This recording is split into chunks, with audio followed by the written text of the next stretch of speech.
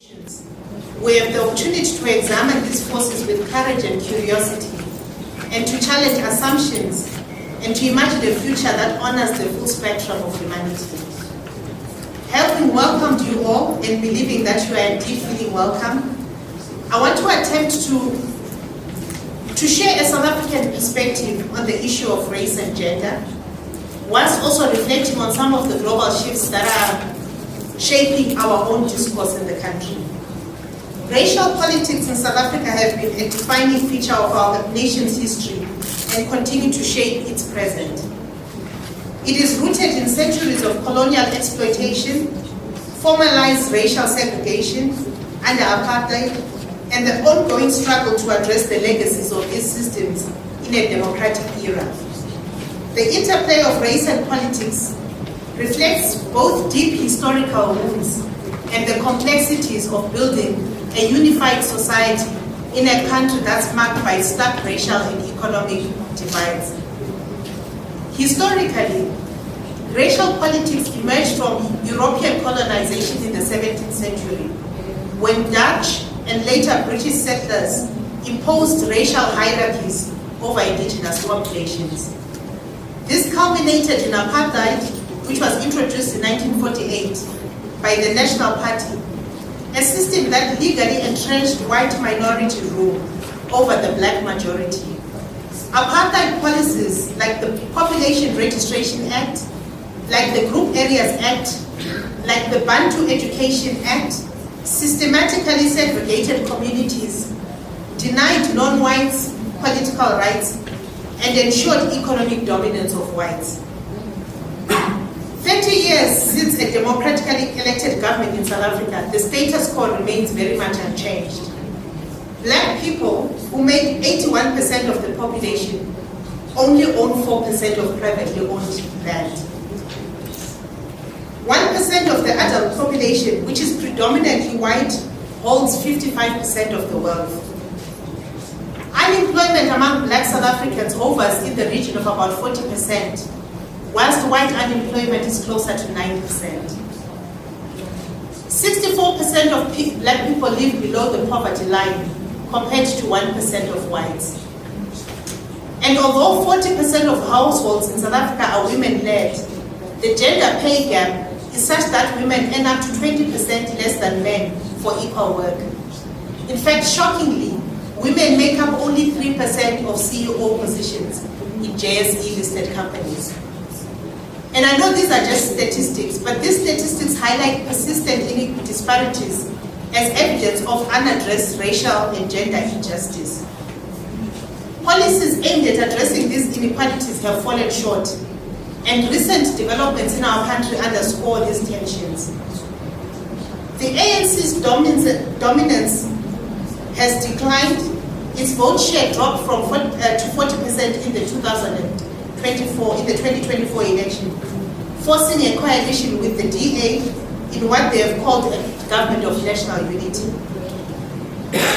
This partnership has reignited racial debates, with many black people accusing the ANC of betraying black interests by aligning with a white-led party. Many argue that this political union will stagnate and perhaps even reverse redress policies such as land restitution.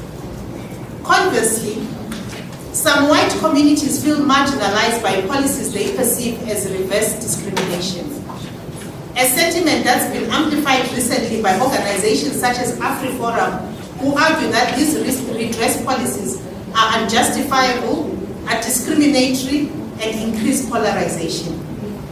So today, as we gather here, South Africa's racial politics remains a minefield. The ANC continues to defend its redress policies amid external pressures, like the US president's offer to resettle Afrikaners in the US due to racial discrimination. And in fact, the strength of the coalition, the coalition government that we have, is being tested by the feasibility of this non-racialism. The nation's challenge lies in balancing historical collection with inclusivity, a task that's complicated by entrenched racial identities and economic and gender inequality. The question is whether or not black people, having endured centuries of oppression, of humiliation and dispossession, are entitled to restitution in this democratic dispensation. And if they are, what does that restitution look like? And luckily, I don't have to answer that question. Hopefully our panelists might attempt to do that. At a global level, and led by the current US government, we are seeing a concerning positioning around corporate and government-led diversity, equity, and inclusion. And these are programs that are aimed at addressing centuries of racial and gender discrimination. They argue that they promote reverse discrimination or identity politics. Discussions about systemic racism, gender identity, and privilege are often dismissed as divisive and exaggerated. This, as many black people continue to live on the socio-economic margins, and we are seeing a growing attack on LGBTIQ rights and a promotion of traditionalist gender roles. These seismic shifts in global power dynamics are characterized by a rise of nationalist and populist movements, challenges to traditional alliances and institutions such as the UN system, economic protectionism, which we are seeing very much in the US, a skepticism of globalization, and a very transnational approach to international relations. And lo and behold, we are also seeing an expansionism. We are told by one nation that they need another nation for national security.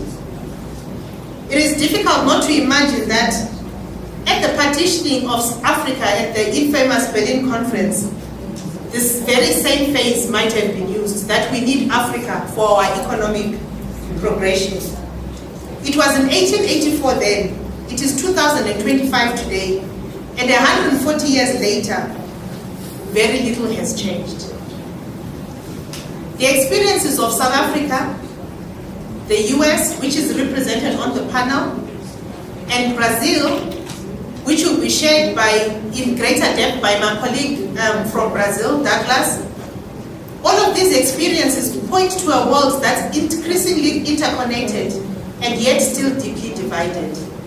Conversations about race and gender remain critical.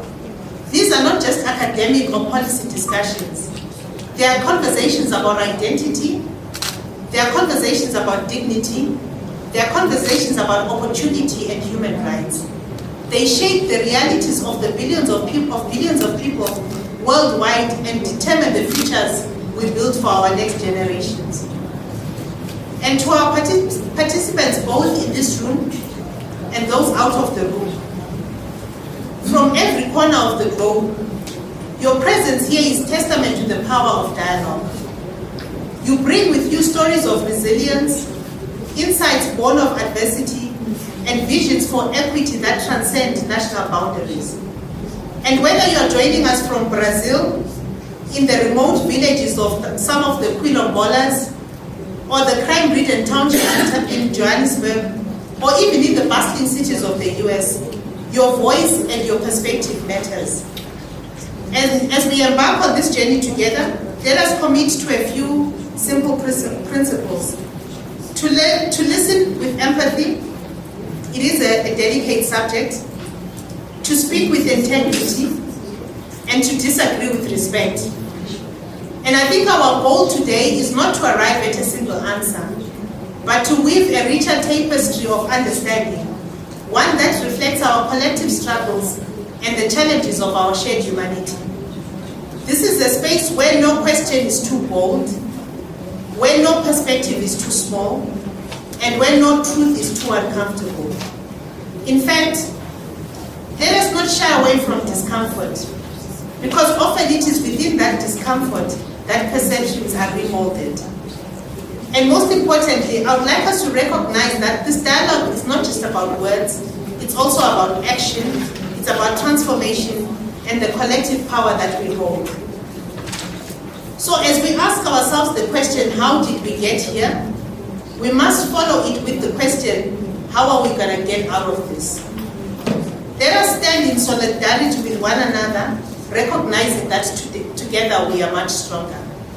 Thank you very much, and I welcome you again and hope that we'll have a very meaningful dialogue, very reflective dialogue, and that we'll walk away much richer than we came into the room. Having said that, I want to invite Lebohang Ramafoko. She will be hosting our panel and moderating the panel, and she will introduce the panelists to us. I'm hoping that we are able to connect our colleague in the US, not yet, okay? So let's hope that during the course of the conversation we might be able to connect her. But Lebohang, please come through.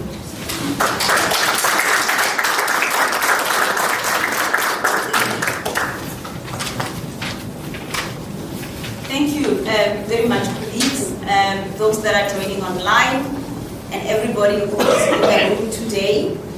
It is indeed a great pleasure and quite a humbling experience to be here today and facilitating a dialogue with some of the most respected, powerful panelists who are going to share their thoughts about the moment that was so eloquently defined by Bogi Vendodo, the Executive Director of Hanganisa Community Fund. And I really would like to thank Peregum, We the People South Africa, and Hanganisa for bringing us together to have this dialogue. Just a few opening remarks before I introduce our panel is that it is not lost to me that we are having this dialogue at the Women's Jail at Constitutional Hill. I was a young girl. I'm now young at heart, no longer young in age. I'm in my mid-50s. And walking from my flat in Hillbrook towards Wits University. And I remember a couple of days where you will hear screams from what was the top of a building that you did not know what was happening in there. It is years later, post-democracy, that you actually realize that the place that we are sitting here, it was a jail. And more importantly, it housed a women's jail. And I want to invite all of you who are here, some of you who are not here, who are probably from Brazil, that when you visit South Africa, you come and see this iconic place that became the seat of our constitution in South Africa. I'm a storyteller, I'm a media person, and symbols are important to me. That we are gathered here today at Constitution Hill. We are gathered with an organization called We the People that basically brings us here. We are gathered here in solidarity with an organization in Brazil that is also fighting racial justice.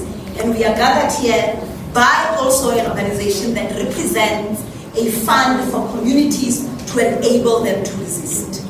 And it is against that background that I think this conversation is important, because it is about how might we reorganize against the backlash that we are facing. The other guy on the other side of the pond has made this an emergency. But truth be told, the backlash is not only coming from the US. For many years, even across Europe, ultra-right or conservative governments have been elected.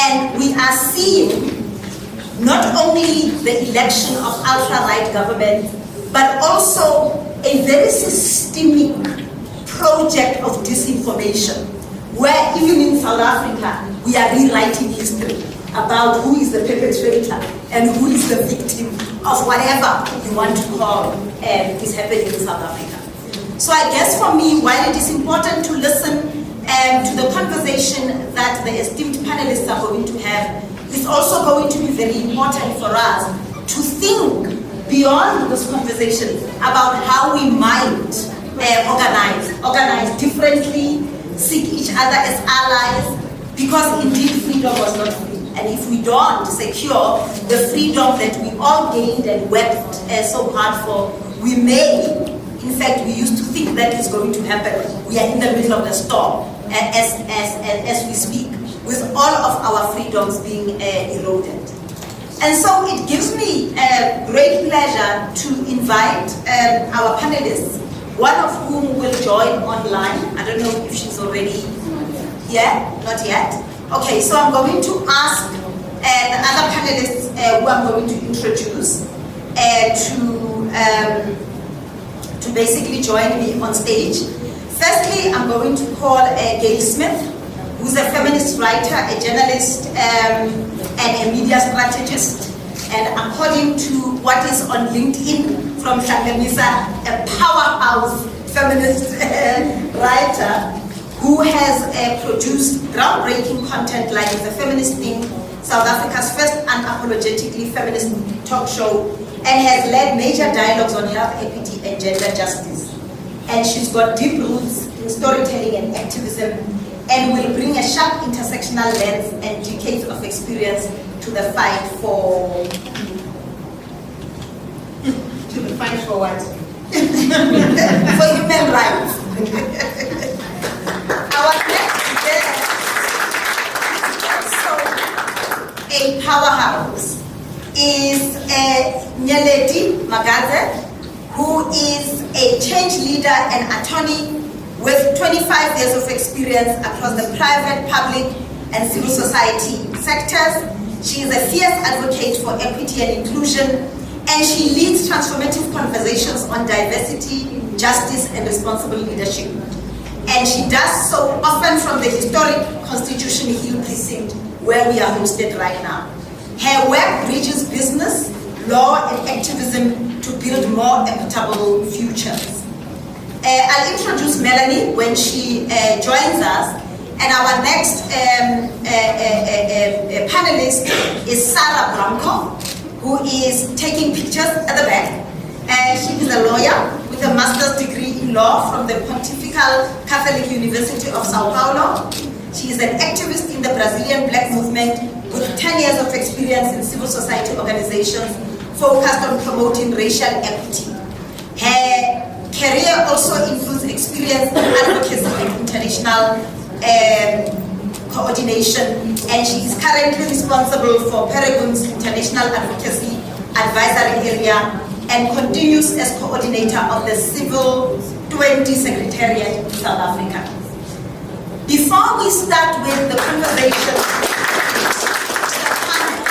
I am going to invite our partner from Brazil, the executive director of Peregum, Douglas Belcher, to come and give us his opening remarks and also set the context about this transcontinental dialogue.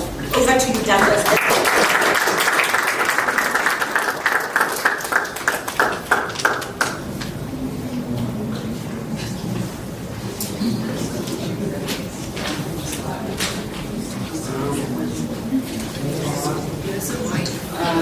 So, she will translate him. Okay, so he's speaking Portuguese and then she'll translate English. Okay? You don't need to use the mic, so no. Just because of the sound. Vamos tirar o microfone? Pode, sem microfone.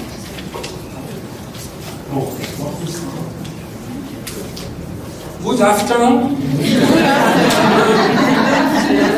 Eu sei falar melhor good morning.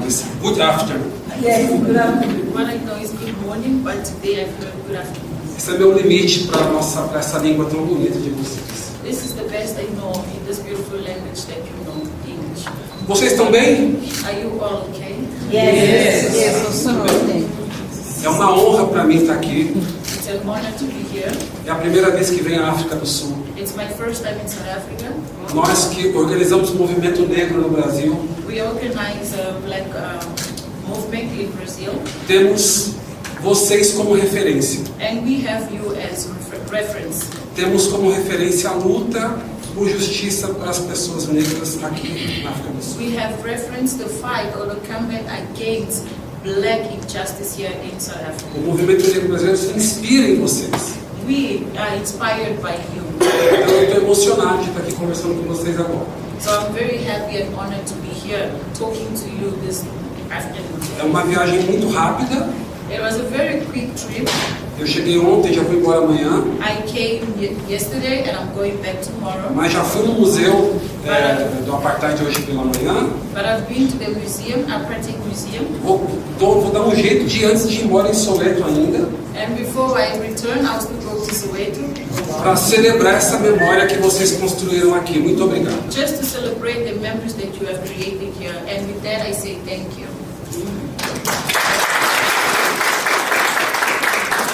Agradecer muito o convite e a possibilidade de estar aqui com vocês, essas mulheres incríveis.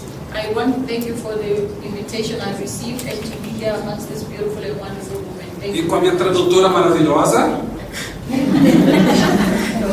wonderful translator. Eu vou falar um pouco do Brasil. I will talk a little bit about the Brazilian perspective. Falar do Brasil para tratar um desafio que é planetário. So that I will be talking about a planetary challenge that we have. Porque há um projeto de dominação se radicalizando nesse momento. We see a project that is being radicating at this particular moment. E o projeto de poder que se radicaliza é um projeto de poder supremacista branco. And this radical process, comment or fight, it is systematic. E reafirma a lógica colonialista para esses novos tempos. And once again, it reaffirms the colonialist time that we have lived and faced. Eu vejo muita similaridade dos desafios que nós temos no Brasil e na África do Sul. I see a lot of similarities in the challenges we have in Brazil and South Africa. Os números que a companheira trouxe agora há pouco são similares para o Brasil. The numbers that you presented are similar to the ones that we have in Brazil. No Brasil nós temos 56% de população negra. In Brazil, we have 56% of black population. Sabiam disso? Que nós temos uma maioria de população negra no Brasil. Did you know that we have this number, 56% of the majority being black people in South Africa? Portanto, In Brazil, sorry. portanto, assim como é na África do Sul, trata-se de um debate sobre direitos de uma maioria populacional. The same as happens here. We are talking about a comment or a fight against injustice to a majority. Se fosse debate sobre direitos de uma minoria, seria muito importante. If we were here debating a minority, it would still be important. Mas tentam tratar esse tema como se fosse menor. But they are treating this issue as though it is minimal. E tentam colocar numa caixa de debate identitário. So they try to embody it as though it is an identity issue. E usam essa palavra no Brasil para desqualificar a luta por direitos humanos da população negra. And they use this term to try to negate the fact that we are talking about human rights and we are talking about the infringement of rights of black people in Brazil. Assim como fazem também com a luta por direitos das mulheres, The same way they do it against the fight against the women's rights, que também é uma maioria populacional no Brasil. which is also a minority in Brazil. Mulheres são maioria do povo brasileiro. Or majority in Brazil, sorry, rather majority in Brazil. E há uma história de políticas de repressão que atingem especificamente a população negra. And we have a political oppression that is targeted at black population in Brazil, Diferente do sul dos Estados Unidos e da história aqui da África do Sul, which is different from United States and South Africa. com as políticas do apartheid e de segregação lá, With the apartheid policy and the segregation there, em que a separação de direitos se deu em forma de leis, the separation of rights it comes in the form of laws.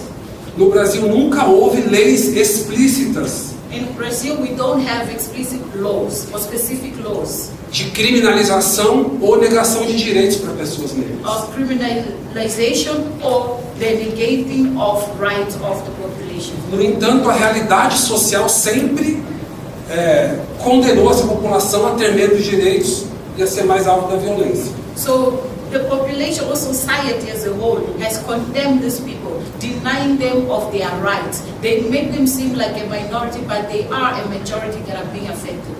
E nós nunca tivemos governos, até a eleição do Lula, em 2002, And we've never had government until the election of Lula in 2022, que tivesse reconhecido profundamente que racismo no Brasil é um problema do Estado. That recognize that racism is a problem of the state. E um problema que estrutura os problemas sociais no Brasil. And it's a problem that structures the real problem of crisis in Brazil. Então, em todos os índices sociais, a gente vai perceber que a população negra é a mais atingida pelos problemas sociais. Given all the indices, it indicates clearly that this racial situation is a problem and is something that is targeted in Brazil. Então, por exemplo, do ponto de vista dos direitos sociais, When we are talking about social rights, pessoas negras são aquelas que se formam menos no ensino formal. the black population, they are less educated, Têm menor escolaridade, once again. evadem mais rápido da escola, saem antes de completar. They abandon their schooling. Por não ter escolaridade, não acessam bons trabalhos e bons empregos. Because of lack of education, they're not able to access good jobs. Têm menores salários. They earn minimum salaries. Do ponto de vista da saúde, When we are looking at the health aspect, o Brasil tem uma experiência muito reconhecida no campo da saúde pública, que é o que a gente chama de SUS, S-U-S. Brazil has what we call SUS, S-U-S. Que é um sistema público universal de saúde. It is a health system that we have, and it's universal. É um sistema que atende as pessoas pobres. It is a system that takes care or caters for the poor. 90% de quem depende desse sistema para ter tratamento de saúde são pessoas negras. And 90% of the people that access these health services are black. O governo tira recursos do sistema de saúde, And the government takes the resources from the health system. precariza o sistema de saúde. They make it precarious. Com isso, a população negra tem menos acesso à saúde. And with that, the black population has less access to health services. E podemos falar sobre moradia, sobre oportunidades. We could be talking about also shelters or owning properties, Sobre como o racismo ambiental atinge especialmente pessoas negras no Brasil. and how this kind of racism affects directly the black population in Brazil. Pessoas negras são aquelas que ocupam territórios de enchentes e de desabamento quando chove. So when we are referring to habitation, the black population in Brazil, most of them, they dwell in places that are full of floods. Ocupam territórios acidentados, como morros, They occupy spaces that are in very poor population, denigrating conditions. como é conhecido no mundo inteiro, as favelas do Rio de Janeiro. They occupy rural areas. I'm not sure if you've heard of favelas in Rio de Janeiro. Mas It's também- very, very bad area, like RDP places. Mas também as planícies na beira de rios que enchem quando chove. But also some of them, they reside in the coastal areas, and when it rains, you can imagine how they are affected by the floods. Há bairros que ficam debaixo d'água por semanas depois das enchentes. And we have seen areas that go underground after a flood. Agora, tem um índice que demonstra a perversidade radical do que é o racismo brasileiro. And there's an index that indicates the perversity of racism in Brazil against the black population. Que são os números da violência policial. That is the number of violence by police. Sorry. Então veja, no Brasil nós temos polícias militares In Brazil, we have military police, e eles têm uma lógica militar na sua atuação. so their mentality and mindset is mentally structured. Tratam a população como inimigo. They treat the population as enemies. E o Brasil tem a polícia que mais mata pessoas no mundo.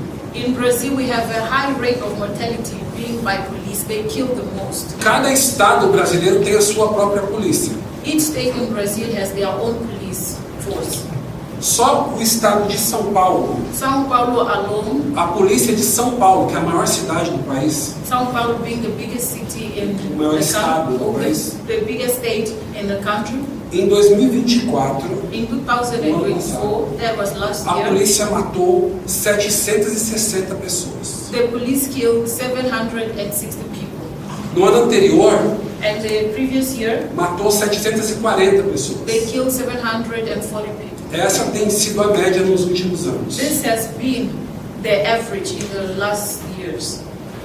Das 760 pessoas que a polícia matou ano passado, Of the 760 people that the police killed last year, 75% são pessoas negras. 75% of those are black people. A maioria são jovens negros de até 29 anos. Majority of those are young people until 27 years old. Jovens homens negros em idade produtiva. These are young men, vibrant young men. E isso não repercute na imprensa, And this is not even displayed or shown or exposed even in the media. não é só a polícia de São Paulo. A polícia, no último mês, nos últimos 30 dias, It's not only in São Paulo. In the last 30 days, a polícia militar da Bahia, the police in Bahia, cuja capital é Salvador. the capital being Salvador, Salvador é a maior cidade negra fora do continente africano. this is the biggest black population city outside of Africa. Nos últimos 30 dias, a polícia matou quase 60 pessoas. 60. In the last few days, the police killed about 60 people already, 2 por dia. 2 per day. Pessoas negras em quase 100% dos casos. In almost 100% of the cases, it is black people. Vocês devem ouvir falar daqui, talvez, sobre violência no Rio de Janeiro. Maybe you've heard about the violence in Rio de Janeiro. Rio de Janeiro, há muita atuação policial com violência. In Rio de Janeiro, we have seen a lot of police violence E um número exorbitante de pessoas mortas pela polícia. and massive or huge number of deaths. No Brasil inteiro, todas as polícias do Brasil mataram, em 2023, In 2023, 6.393 pessoas. 6,930 people. If I got that right. Não, isso é importante essa informação, It is very important that you get para this que vocês information. possam guardar essa informação sobre o Brasil. I need you to have this context Porque o of Brasil é vendido para o planeta como um país feliz, alegre. because the image that we are portraying is that Brazil is a very happy, vibrant city. O país do samba, do carnaval, It is the country of carnival and samba. das praias, You see the beaches. com pessoas felizes dançando. Everybody is happy and dancing. Nós somos bonitos e felizes, é verdade.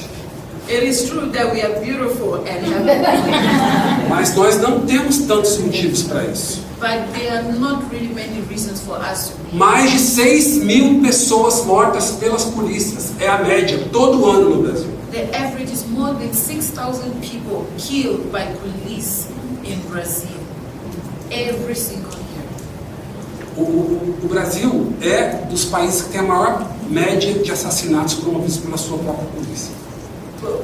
Brazil has an average killing. I think it's the highest rating country that has killings like this. São números de guerra. Population. These numbers. E isso está vinculado a um projeto de poder que naturaliza a morte de pessoas negras. And this kind of killing, this brutality, is associated with the system that we have. Quando eventualmente uma pessoa branca é morta pela polícia no Brasil, When a white person is killed by the police in Brazil, isso se transforma num escândalo. it becomes a scandal. Então esse é o estado da arte sobre a situação da vida de pessoas negras no Brasil. This is the art of the situation lived by the black population in Brazil. Ao mesmo tempo, a gente sempre teve um movimento negro muito atuante. At the same vein, we still have a vibrant movement, black movement. Com os governos do presidente Lula, depois da Dilma, criou-se um ministério para tratar desse tema. With the Lula's governance, we created a movement and a system to try to attack this system. Hoje, a atual ministra se chama Aniele Franco, que é a irmã de Marielle, que era uma vereadora política negra que foi assassinada por uma milícia ligada à polícia no Rio de Janeiro. We have the minister today, Hoje se chama Aniele Franco, Aniele Franco, que é irmã de Marielle Franco. sister to Marielle Franco. Marielle Franco foi uma vereadora política no Brasil que foi assassinada. She was a politician in Brazil that was assassinated por uma milícia composta por ex-policiais. By a military that was composed by ex-policemen, Pela luta que ela fazia contra o racismo. because she fought against racism. Então há uma série de avanços legislativos, We have seen legislative advancements de direitos garantidos em lei from the rights prescribed in para a law população negra no Brasil. for the black population in Brazil. Ainda assim, os números são esses que eu disse para vocês. Even though we have this law, I have shared with you the numbers. These Nós- are the numbers that we have. Por fim, And lastly, nós enfrentamos um governo de extrema direita há pouco tempo. we recently faced a government O presidente Jair Bolsonaro, where President Bolsonaro, super alinhado ao Trump, aligned to Trump, e que destruiu as políticas públicas de defesa da população negra e de mulheres também. banned or destroyed the laws that we had to protect the black population and even the women. Ele perdeu a última eleição para o Lula, He lost the last election, mas as forças da extrema direita continuam muito poderosas no but Brasil. these forces continue to be strong in Brazil. E a eleição do Trump reanima essas pessoas. Trump is reigniting these people. E esse é um grande desafio que nós temos, que ele é global. And this is our biggest challenge because he's global. Porque não bastasse a opressão sistemática em todos os países colonizados.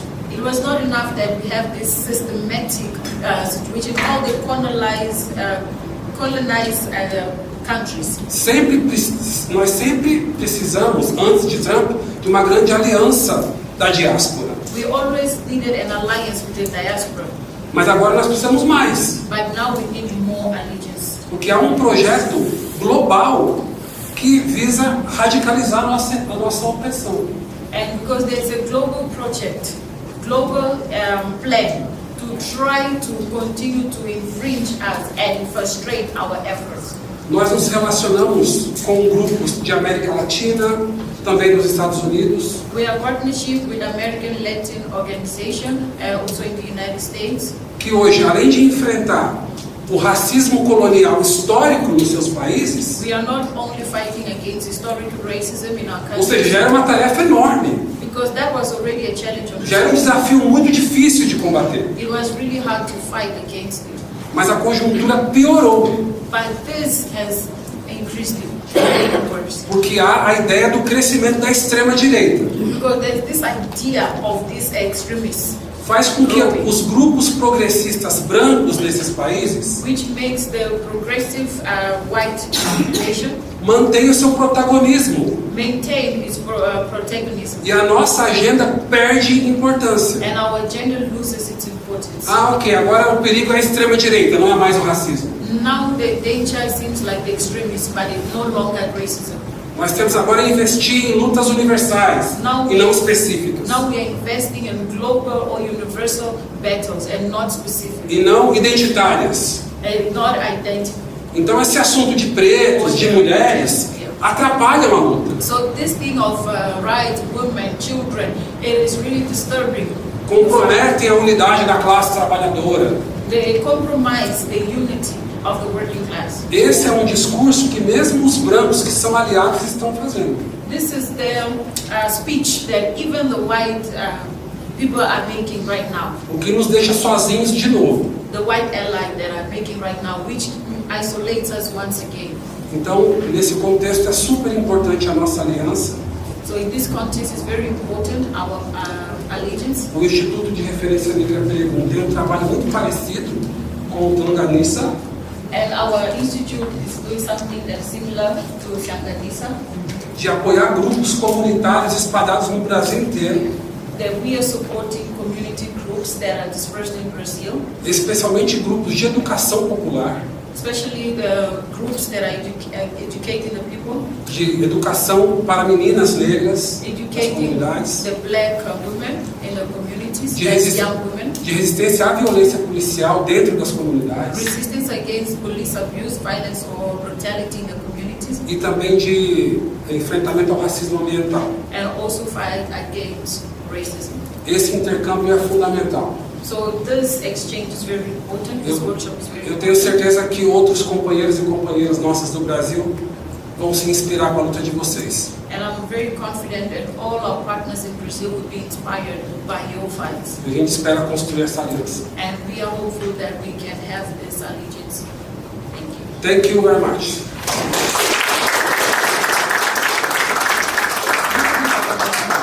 Thank you, a minha tradutora.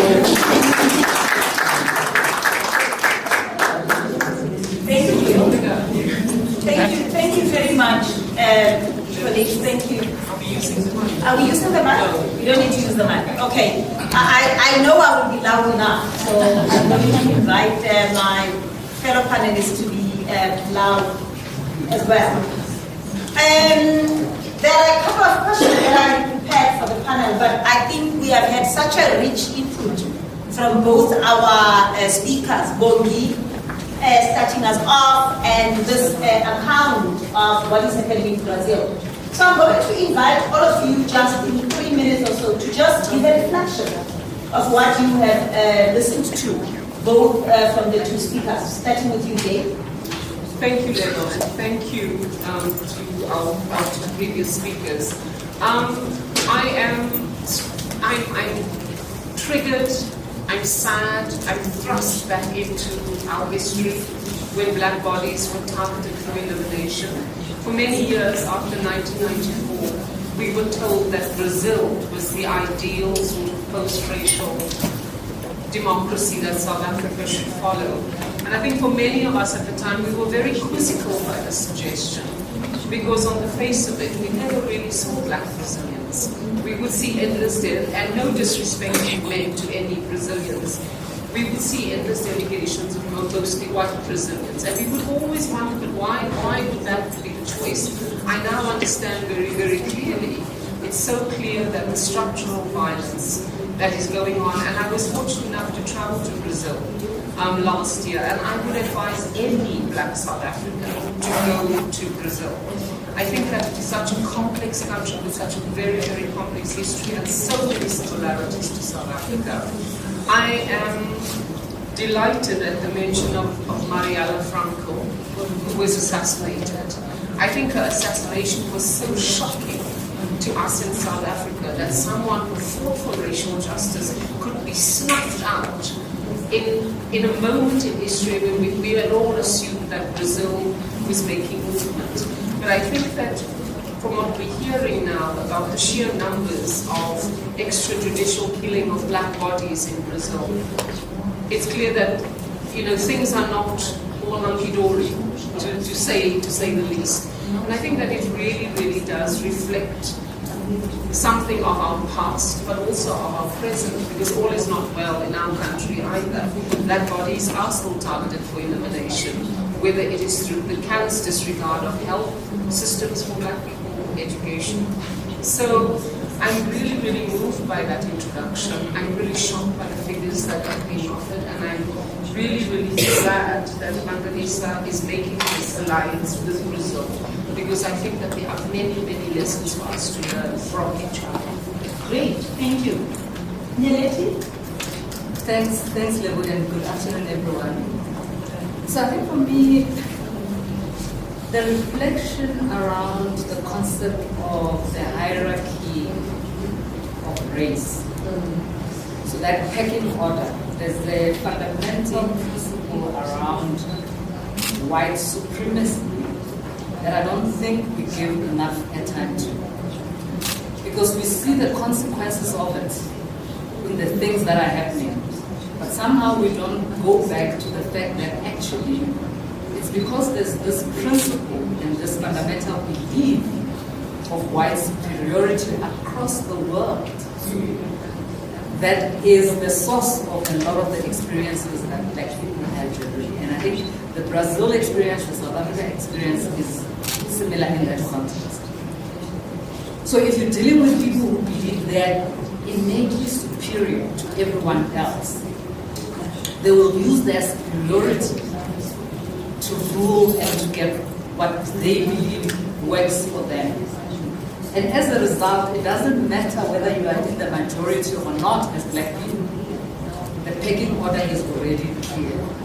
In South Africa, we also had the in-between. We've got white, Indian, colored, and then black. And it's a pyramid in that the minority white and the majority black. But somehow the oppression happens to the majority, and this is exactly what's happened in Brazil as well. And I think we need to internalize that concept so that we know how to react. It's not the numbers that matter to these systems, it's the power. And the power sits with the minority, which is the white minority. South Africa is 80% black. Somehow we're not shifting this, so it's not a numbers game.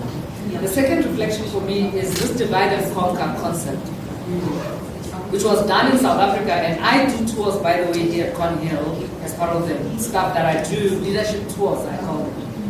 And part of what I tell people about the divide and conquer with colonialism and apartheid is that they also they did it to us as black people, because they knew that if we are united as the black people, we will, just by sheer numbers, conquer.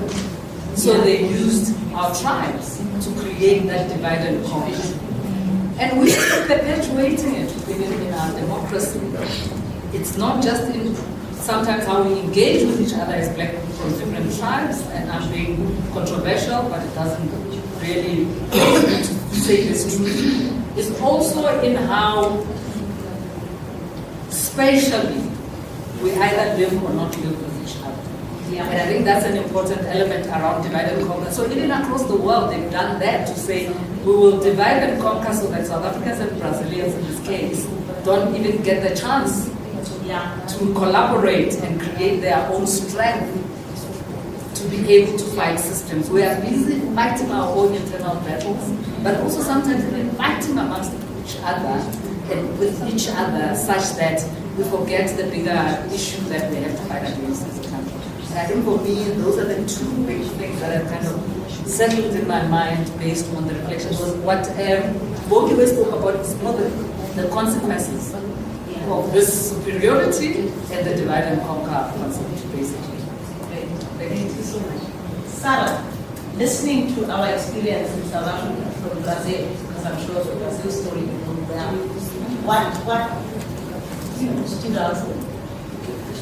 So what I would say is that, as Douglas has said, for us, South Africans are an inspiration. You know how you fought against apartheid and all that.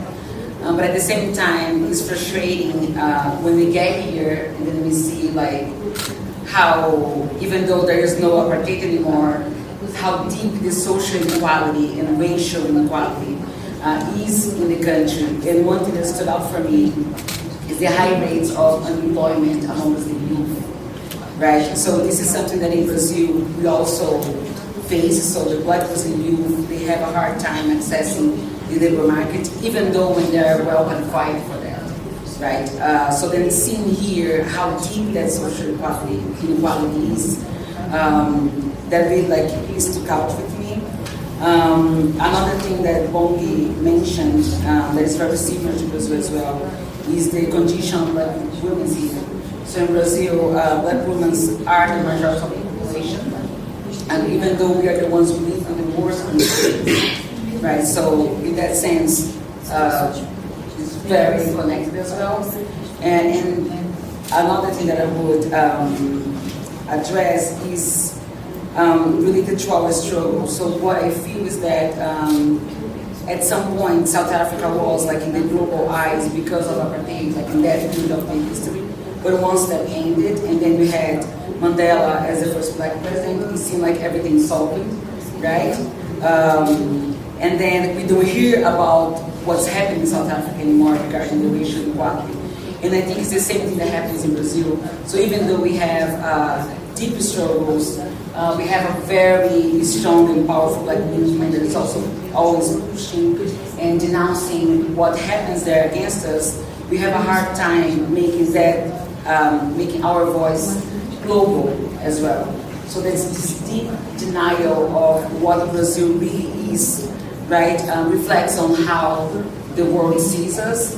So this idea of the racial paradise is still very, very strong when we are outside of the country.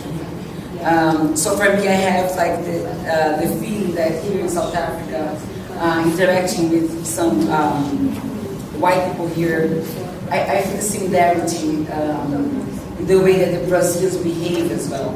So it seems like, oh, everything's cool now, and everything's fine. You know, but you feel the racial tension at the same time. So this is like what has stuck with me, how like they managed to make our struggle invisible and it seems as if everything's fine when it might be worse. So.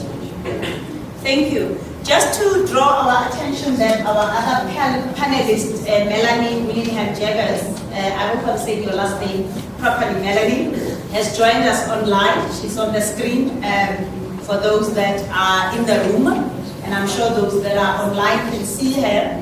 And I'm going to introduce her. And I don't know how much of the initial remarks did you hear. I do know that you were not here for Bongi's one, but I don't know how much you heard from Douglas.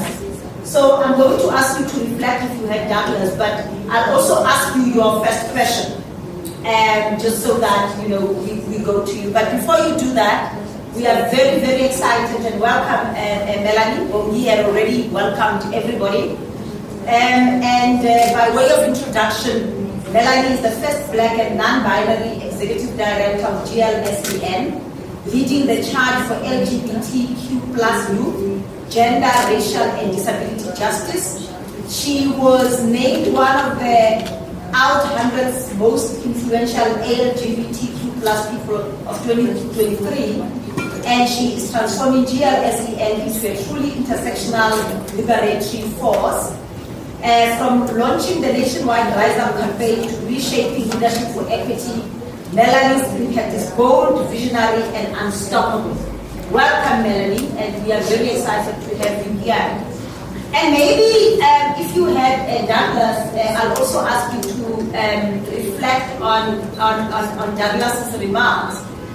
But you are based in the US, and I think particularly in South Africa, we are watching almost, I can't even say on a daily basis, I think on an hourly basis, executive order upon executive order.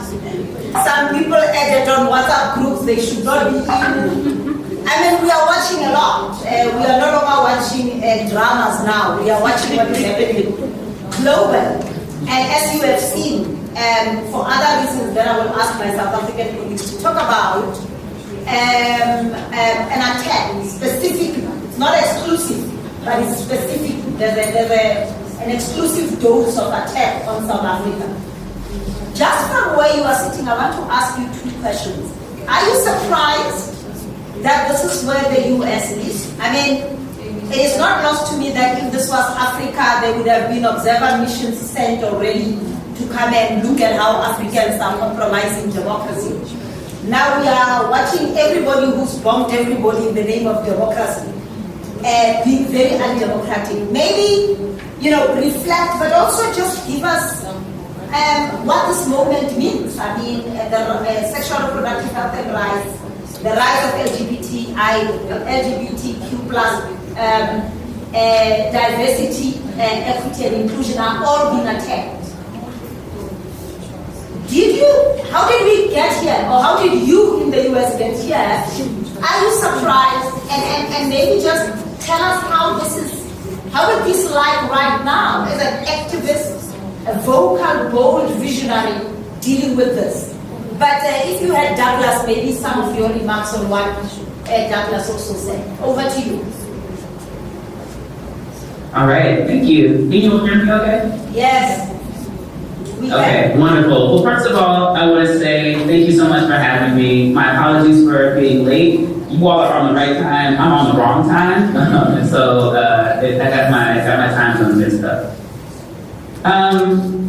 Thank you so much for that kind introduction. I will try to answer your questions succinctly, and in a way I think that helps contextualize what's happening in the United States, really for you all to be able to use, right? For you all to be able to metabolize outside of the United States, because it really will be taking all of us, both inside the belly of the beast and then our siblings and kinfolk all over the world, to help us both address our issues, the global issues that the problem of the United States creates, and also the ways in which our national problems around race and gender are related. They are the problems that we have in the United States and South Africa and Brazil. Those problems come from the same parent, right? Those problems are siblings, just in the way that we are siblings across the seas and in our movement for liberation.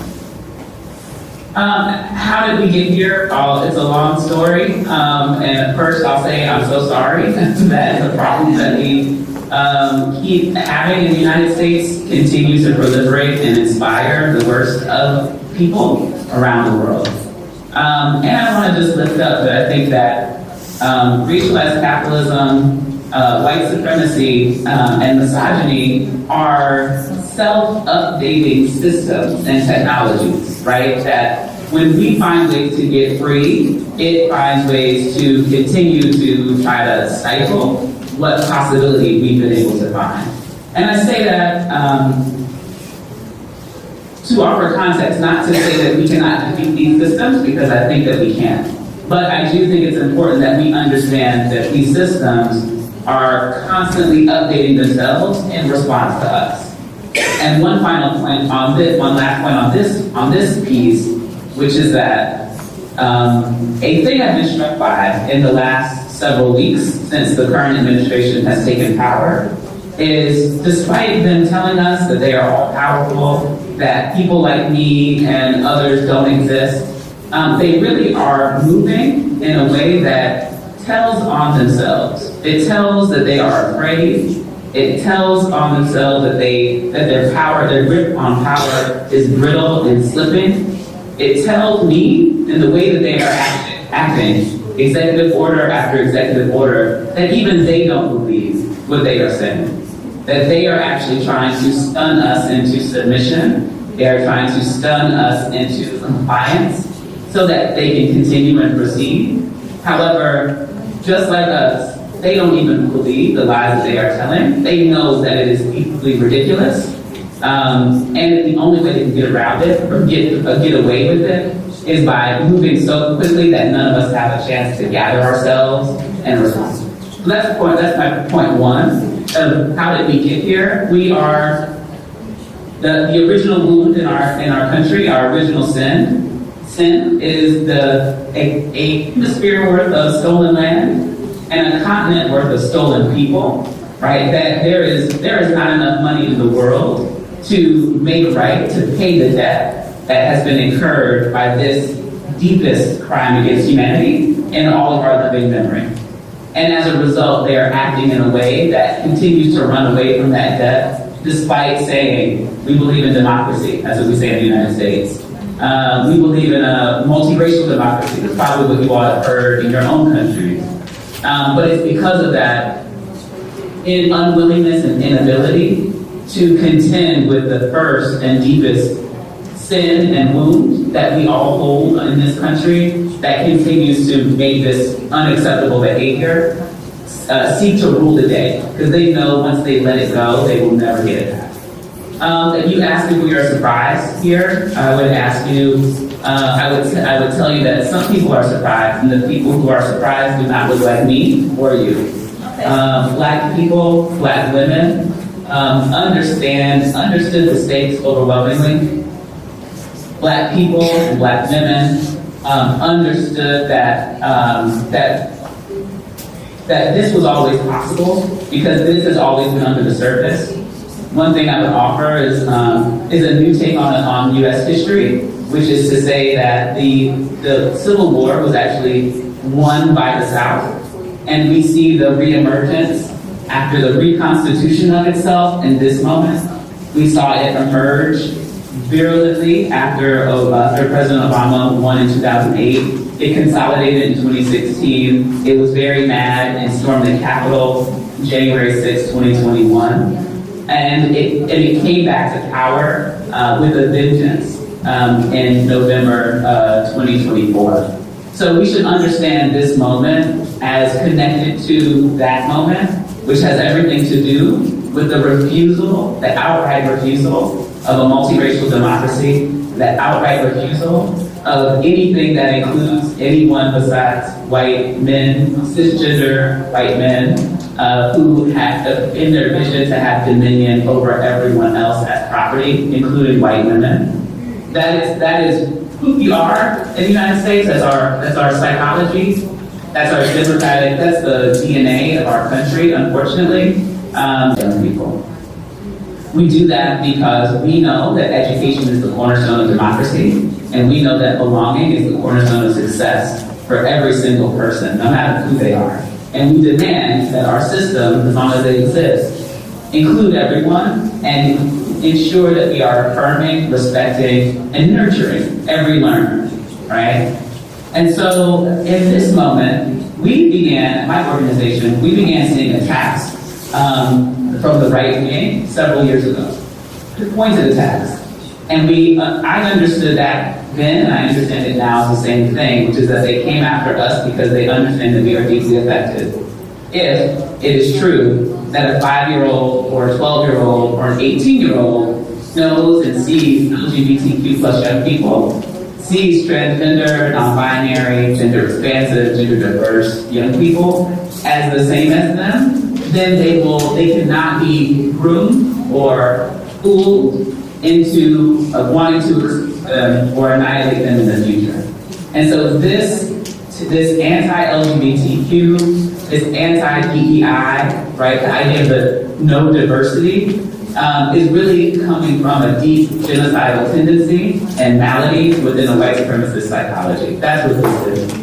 And I'm so sorry it's here, but this is the fight we are in, so it's the fight we have to win. And so what I think that this means is that we have to defend our children, every single one of them. We have to defend our communities, every single one of them, because diversity equals resilience. And an authoritarian and fascist government cannot contend with a resilient community, with a resilient populace. And so really, again, they tell on themselves, these people, they tell on themselves how stupid they are, how mean-spirited, how ugly their spirit is, and how afraid of us they are. And I actually believe them. I believe them that they should be afraid of us. And I want to be the subject of their most terrifying nightmares. And I hope that you all do too. Wow, that's powerful. Thank you. That's when I thought we ought to be scared. Now I think you've given me an idea to run with that. I also wish I could be the worst nightmare of some people's minds. There's something quite inviting around that concept. Thank you so much for reframing what we ought to do and how we ought to understand this moment. Gail, what you were referenced AfriForum. And I think for me, the question I have for all of us as South Africans, and I'll ask you this question is, I mean, it's simply how did we get here question. But for you, when you look at AfriForum and the transformation agenda, where we are lauded globally, even around the Truth and Reconciliation Commission, where we watched at some point Bishop Tutu breaking down into tears, asking we need to please just say you are sorry. How did we get to this point where we've got emboldened organizations like AfriForum?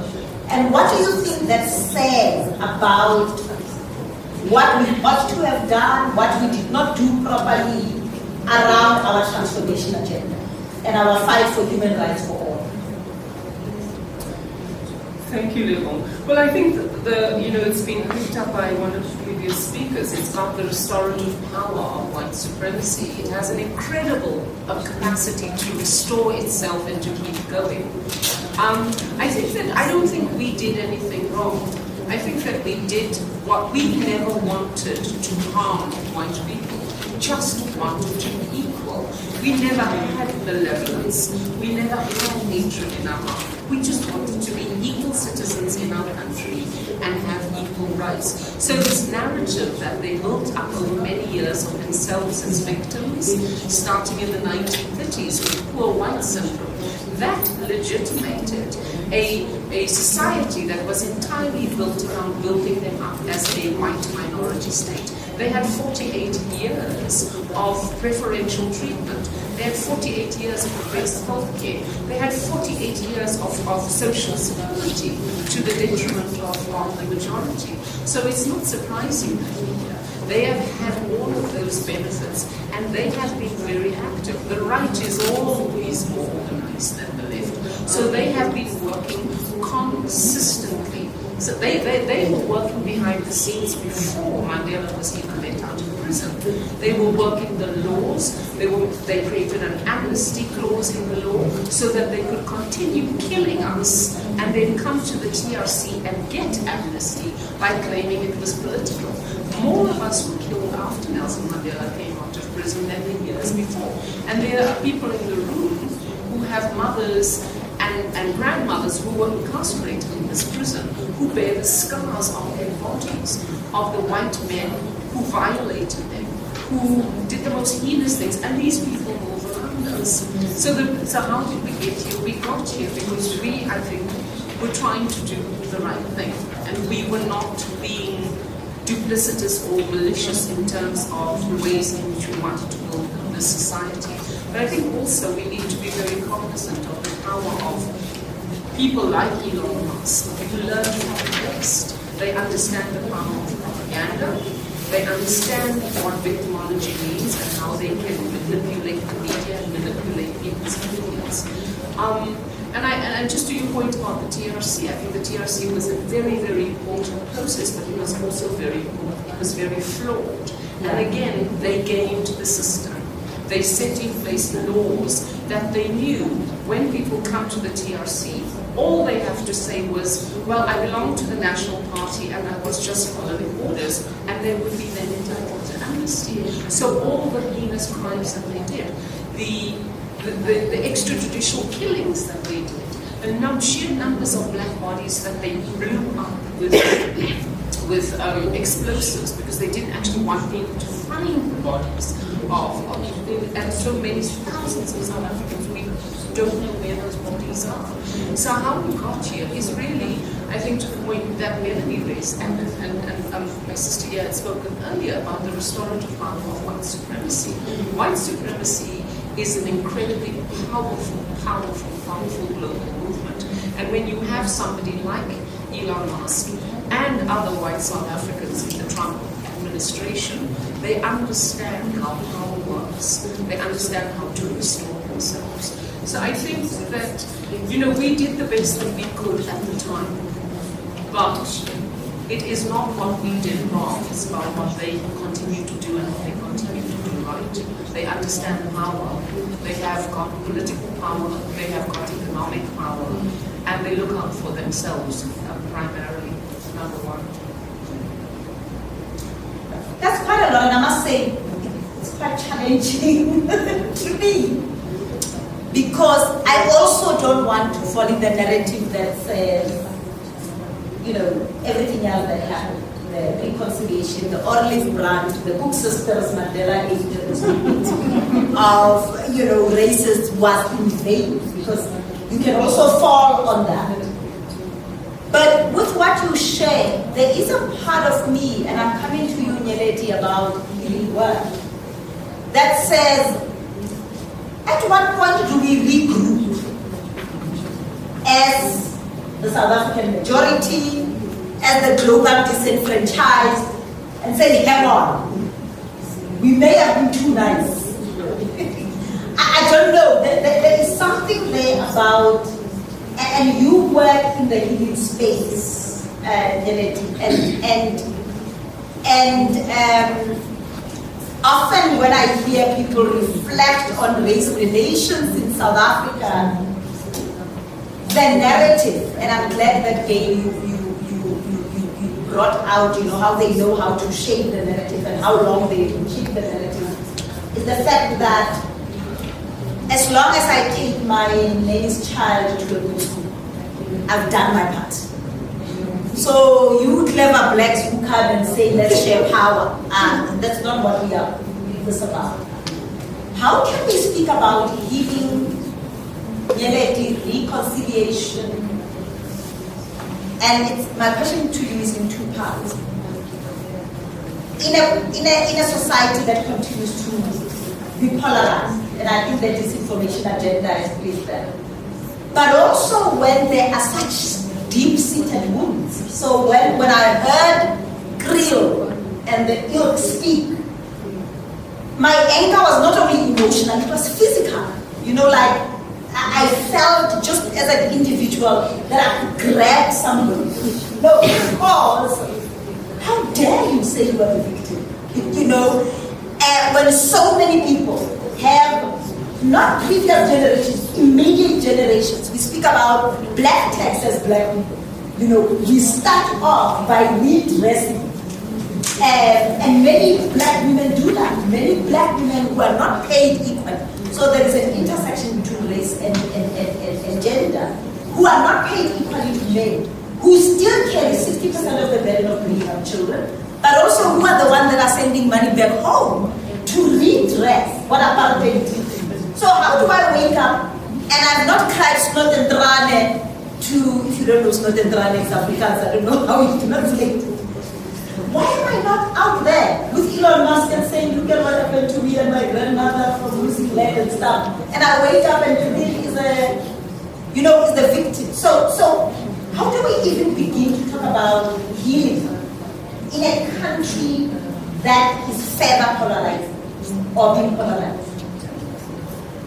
So, like you said, I work with it's a movement basically where a white 70-odd-year-old wrote a book about the human bridge, the racial healing in South Africa.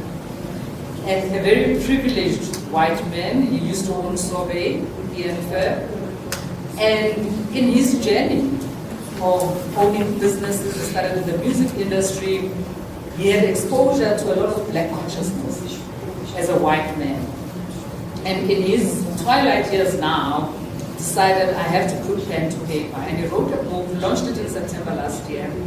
And in November, we decided to start this movement around racial healing. And the only reason I thought it was important was exactly the moment we find ourselves in the country, but also in the world. To say, Ian, there is something about these conversations around healing that we haven't had in 30 years. And that part is actually in our preamble, to say we have to heal from the past. But somehow in that 94 movement, we thought we are starting afresh and moving forward and forgetting the past. Healing has to come with, you are in a deficit, you are in a minus. There's something you must fix first before you can say, let's move on, right? And that fixing is the trauma of what South Africa went through, and that's the healing that needs to happen. And that is the premise of the work that we're trying to do, and trying to collaborate with those that are working around what we believe should be social cohesion.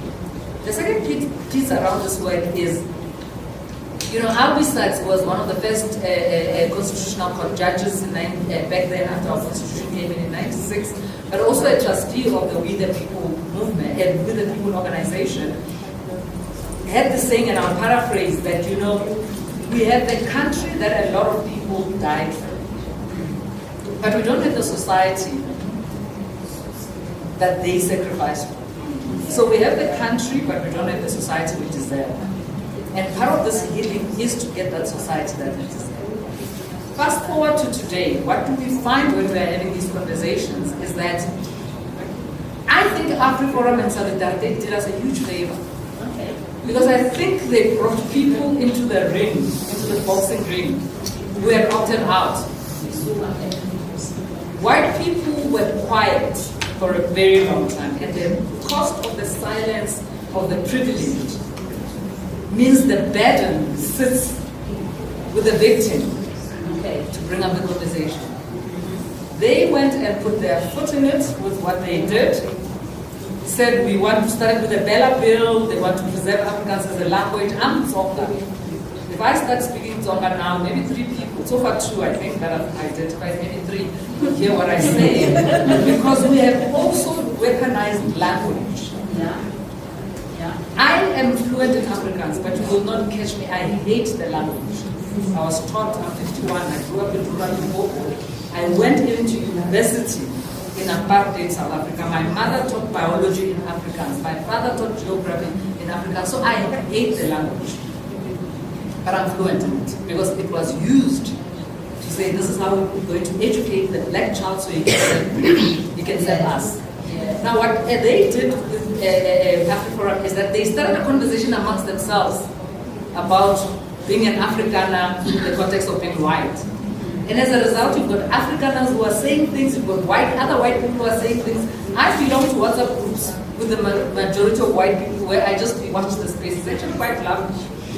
And the latest TikTok was done by someone who was 5 years old in '94, who's a grandchild of an Afrikaner who served in Verwoerd, in Peregum, that's all the apartheid regimes.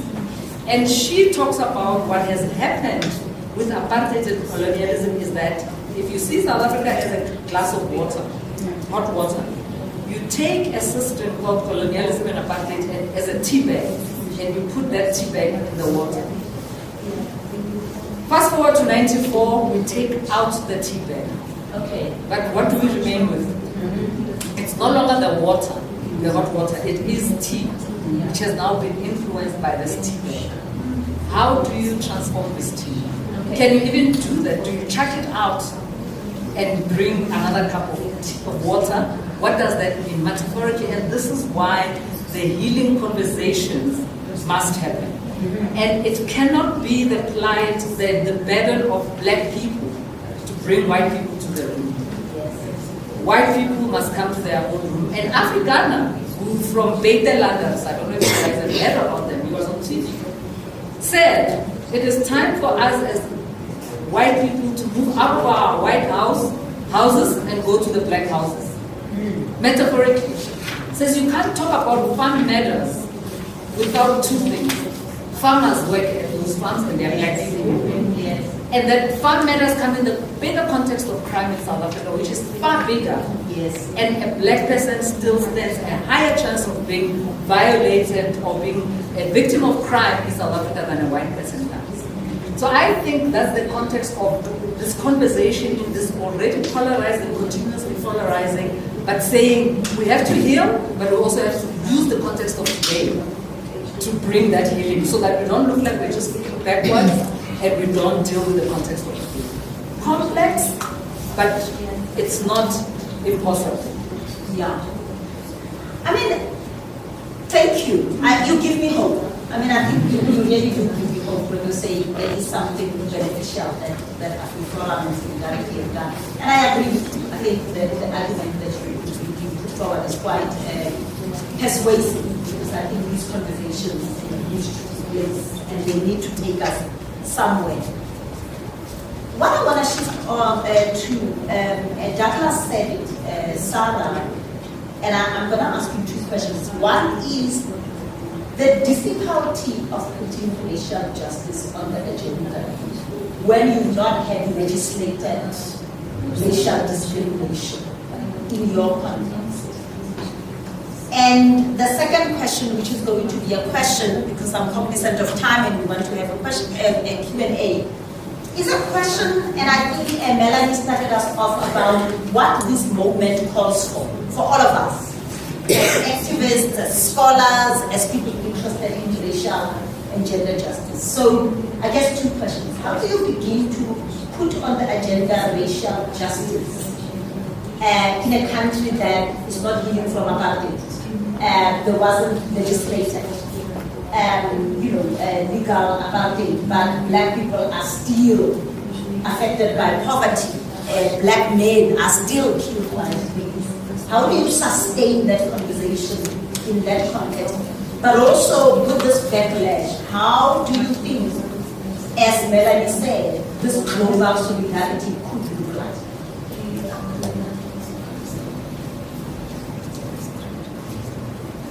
Thank you for the questions. Douglas, please feel free to jump in. What I can say is that differently from here, our past, like we had this slavery there, right? So I think since the beginning, our history in that continent, we have always been fighting for racial justice. So I think it changes as time goes, right? So in the beginning, we were fighting for our freedom as enslaved people, and then we had dictatorship, and then we're still fighting for our voices to be heard regarding racism. And also one thing that was interesting, that is interesting about Brazil, even though we didn't have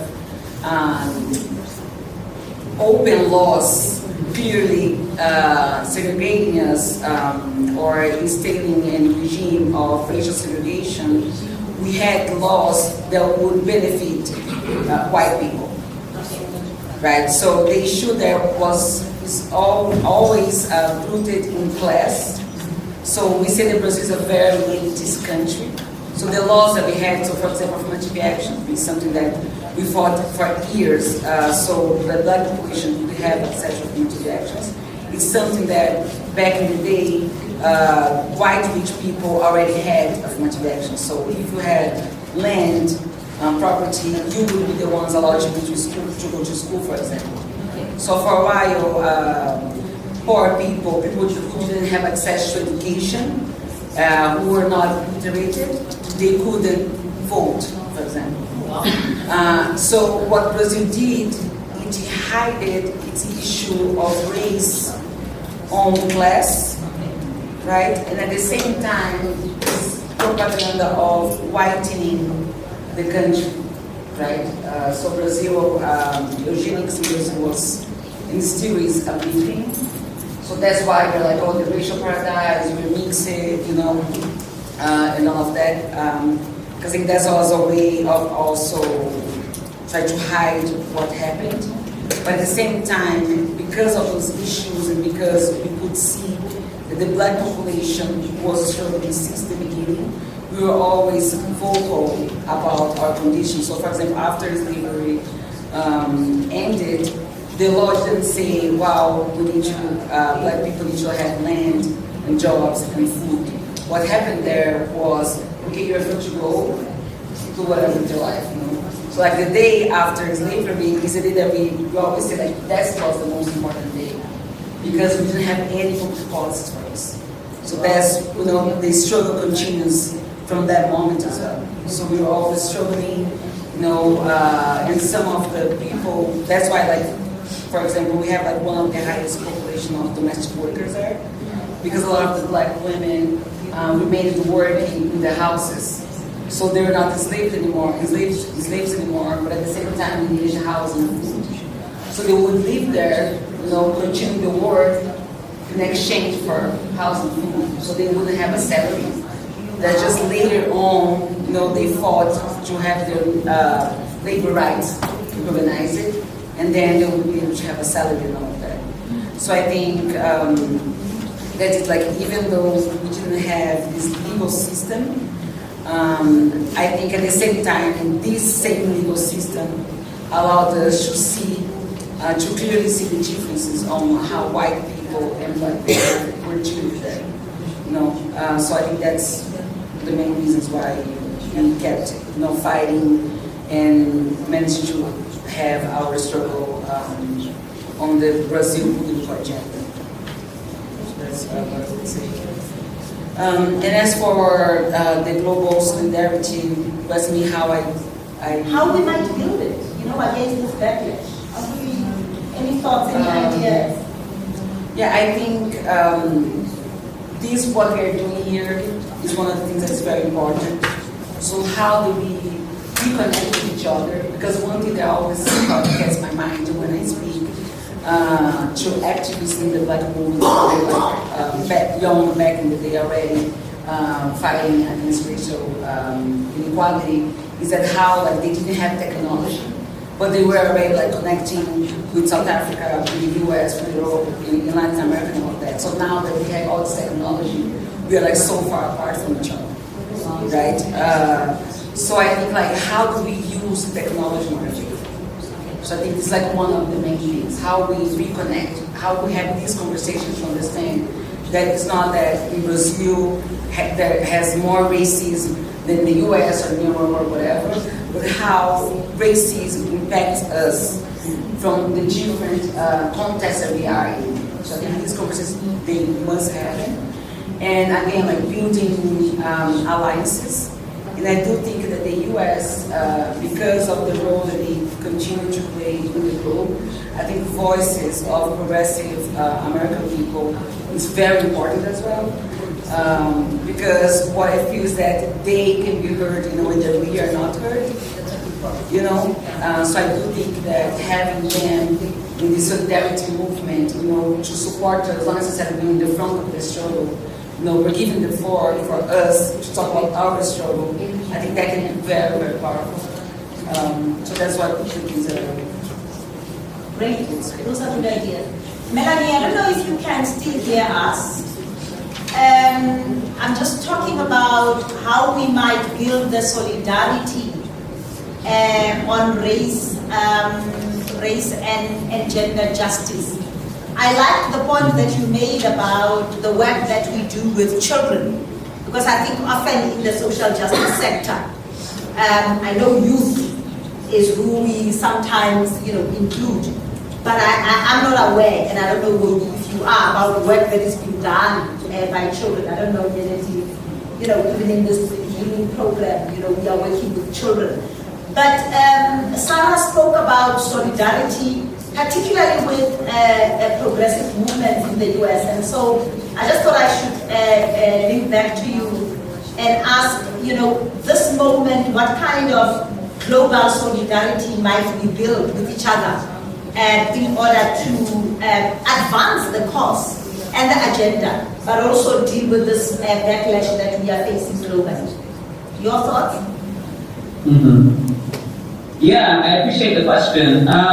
So the two things I want to say are, one, I think it's important for people in the United States to recognize what we have to learn from our sisters and siblings and sibling movements all over the globe, right? I think Brazil and South Africa present incredible examples that we must study if we are thinking about both how to advance liberty and freedom and liberation, and also if we are wanting to be savvy in our defense against this kind of ever-updating technology of white supremacy. And I would say that, you know, it's really what I'm taking most away from this conversation, and that is helping to fill in what I've learned, what I've learned over my life around struggle in South Africa, really is what did we have to learn about the refusal of reconciliation from you all, right? What does it mean that someone can come and give lip service when the majority is being magnanimous in attempts to build a multiracial democracy, and the perpetrators of crime come in and cross their arms and pretend to or express what they need to in order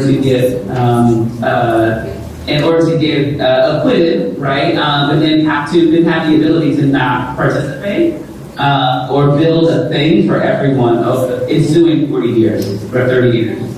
That's part one. And part two, I think, for Brazil in particular, you all know deeply a dictatorship that we are starting to see the outlines of in this country. And so what you all have done to throw off the dictatorship in your country, even recently, is instructive to us here in this country, because we don't have that muscle developed. And then the other thing, the two final things I would say is that, one, I think for transnational solidarity, we have to build the vision. And we then invite others into the vision, right? We see what happens, we're like, oh, I wonder, what should we do? Should we be a free country? Should we be a democracy? And people say yes, yes, yes, and then they don't do it, right? And so I think that we have to ground ourselves, and I'm saying this as a Black person, as a Black woman, as a person, as a progressive, we must define what the future is for ourselves and together. and from there invite others into that vision. And we must be expansive in our vision, but we also have to be strategic, right? We have to invite people in, but we cannot be naive. And there must be house rules, right? When they come into our big tent, they have to take their shoes off, right? They can't bring their dirty feet and their baggage in and wreck the place, right? They have to act with some comportment. And then the final thing I'll say is that I believe deeply that we can only have what we build together. And we can only keep what we can defend together. Right? So it's not enough to build. And I think that what we are really good at is building a vision. We are really good at is fighting against what exists. What we have to get better at is building something collectively. That's the only thing that will stay. And the only way we can keep it is if we defend it together. Thank you. Thank you very much. Before I come to Gail and Inyareti, I want to open up to the audience, both online and in the room. I don't know who can, if there are any questions from the chat, or anybody who wants to ask a question online or make a comment. So it's over to you. Do we need a mic for people in the audience? Oh, nobody needs a mic. So you can just stand up or raise your hand if you have any comment or question or input that you want to make.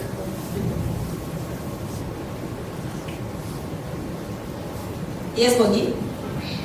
I just want to ask the panelists, and thank you, brilliant panel.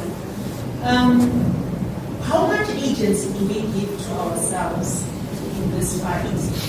Because I'm increasingly getting the sense that we are subcontracting our fight to the masses on the other side.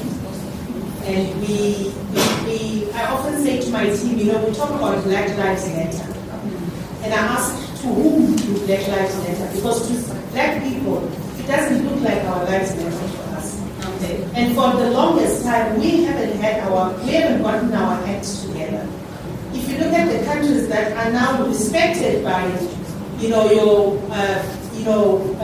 Western, former colonial powers, it's not those countries that has made the most noise. It's those countries that have gotten their act together and come to the table, having been, organized, having demonstrated that they can run their own societies in a dignified way. But we're not getting that from the African continent. Instead, what we're getting from the African continent is a lot of demanding. And yet our leaders are more repressive than any of these other society have been to us. Look at the sort of housing we have for our people. You talk to people and they tell you that the apartheid system gave Black people better housing than the RTP nonsense that we have today. So how much agency are we giving ourselves as Black people to lift ourselves to a point where we can be a recognized force? Thought-provoking. Anyone wants to take it? And let you gain. Yeah, very thought-provoking. Our agency has to be for ourselves and that we matter to ourselves. But there's a lot of systemic issues, I think, that are barriers. And some of it is even our own mindset. There's a lot that we've internalized around our own inferiority and what we deserve. And some of it we've actually even made it a standard for what we believe we deserve. And that standard is actually quite low. Right? And as a result, there's that internalized part which I think we need to break the shackles from. It's probably a generational thing, and at some point it will take probably a very angry generation, especially in South Africa, of young people who will break those shackles. But it would have to be out of such discomfort that change will come through, which is the internalized stuff. And that's what, and then we've got a government which is Black, which is kind of like, why can't Black people do it for their own? But the Black government inherited a system And they maintained that system. And to Sarah's point, they became the elite. Yes. And all of a sudden, race is replaced by class. And you and I and Lebu and a few of us here, and most of us here, have that class that helps us to live a better life than the majority of Black South Africans. And so instead of undoing that tea that they found in the tea bag example I made, in power as government, and reverse and change certain things structurally, that didn't happen. So we're stuck in this concept of, I think what Brima Shifley calls it, South Africa belongs to those that rule it. So depending on who's in charge at the time, South Africa will belong to them, not to the people. So I think those are the two things in my mind right now that I think we need to engage with better and more meaningfully so that we take back that agency of being important to ourselves. Thank you. Yeah, I mean, I think it's a good question. I think it's somewhat unfair. Like this, I just want to jump on what Nileti said. These things are structural, and it's very unfair to expect individuals to be able to dismantle structures on their own. You know, and again, what it does is it places the burden of responsibility for a system onto the individual who is experiencing it. So I think that we really have to be aware of the fact that these are structural systems that go way back. And something I forgot to say earlier when you asked how are we here, what we don't realize as Black people is that the Afrikaner Broederbond and the National Party thought long term. I have seen books and I've seen papers where in 1968 they were planning for 2018. They were planning for 2018 and their plans came to fruition. They are long-term thinkers, and that's how we end up with Elon Musk and what's happening with Trump at the moment. This is not incidental, and it comes back to the structures. They built the structures and they've sustained structures. We can't see the networks because we're not in the networks. But they were very, very, very skillful in terms of building these networks and maintaining them over generations, which they've passed on to their children, and their children have passed on to their children. A lot of the people that are working with Trump and Musk are the children of the Afrikaner diplomats and politicians who were born in the United States. And they still maintain those systems. And one of the reasons why you ask, well, why can't we do this? What's wrong with us? The fact of the matter is none of our grandfathers or fathers were in the Afrikaner Broederbond. So none of our fathers would have an insight into sort of what was being planned. We are still on the outside of these structures. I think the question is, where is the Black Broederbond? Well, that's a very, very good question because, I mean... Where is the Black Broederbond? Well, we have to be careful about that question because... we have to be careful about that question because what was the Broederbond if not the South African deep state? And if we believe in a democracy, we cannot also believe in a deep state. And what they tried to do with BEE and the system that we have now, and to your point, Afrikaner Broederbond was purely about crony capitalism. It was, I know Piet van Tonder, I know Jaap van Staden, I know Beetge over there. These are my guys, they're getting all the contracts, their sons will get the contracts, and their sons will get the contracts. Look at all the security companies that mushroomed after 1994. Where did they come from suddenly? Where did they get all of those weapons? Guns were only the purview of the army and the police. If you look at all of the security apparatus of this country is run by very, very men who came into our townships in the 1980s and murdered us en masse. They have not gone away. They are still operational, they are still in power, and they are still there. So to the question of agency, agency assumes that you have power and control over the choices you make. There's only so much agency we can make around the choices that we make when we're not actually in control of the systems that are actually governing us and running us. And so I think while it is important for us to think about agency, we also need to think about unity, because that was the thing that scared them the most. They were outnumbered by us. And when we get together, we are powerful. And I think what it comes back to, and to Nileti's point earlier, about AfriForum putting their foot in it. I'm delighted that they did that unity, because what it has done is it has forced white South Africans who have integrity to stand up and be counted. And I think that should have happened in '94. It should have happened at the TRC, but it's happening now, where they are finally articulating their privilege and acknowledging, because for the longest time, but I did nothing wrong, and he says it's not about you individually, it's about the system that made you. And I grew up in the South Africa that Elon Musk grew up in. I understand Elon Musk because I come from that society, and I understand the power and privilege that was accorded to those kinds of white men, and the sense of entitlement that they have about everything around them. So I think that our agency, individual agency matters. I also think we need to be cognizant of the fact that we as Africans are still up against powerful structures, and many of them that we can't see. We can't see them because we're outside of them. We don't understand how this power is operating because we're not on the inside. I think the answer to your question lies in solidarity and in ensuring that our young people understand our history. Too many of our young people go, oh, apartheid's over. No, it's not. It is not over. It is a living, breathing reality, and the struggle has got to go on. So it's interesting, but as you've been speaking, I've been going like this in my mind, and I'm going to describe what this is. I agree with you fully, but while I agree with you, it angers me more that at some point, and I'm not talking about Jim, we were a majority. At some point, the ANC had a 2/3 majority. So we had some power. I don't know if we wanted to establish our own board, but what I'm saying, even now when I listen to our responses, and maybe that would be my final question, unless somebody else has a question. There was a hand there. Was there? Okay, yes. I'll go to that hand before I Our ask. brother from Brazil had a question. Oh, okay.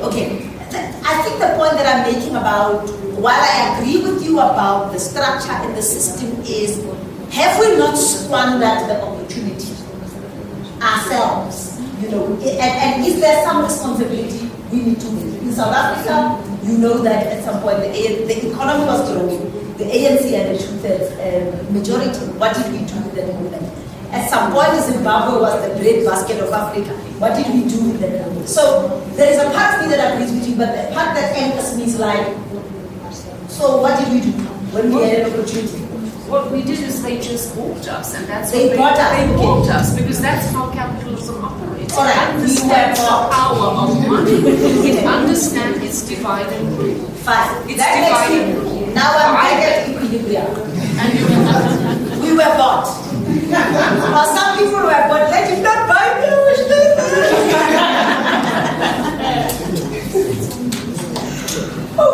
don't wish they had. Okay, I don't. No, you don't. Okay, apparently according to Gail, I don't wish I had been bought. Integrity doesn't have a price. Douglas, Eu quero acreditar que o povo negro na diáspora espera essa unidade de nós. I would like to believe that the black community in the diaspora expects this unity from us. De alguma maneira a gente teria que demonstrar isso. And in a way we need to demonstrate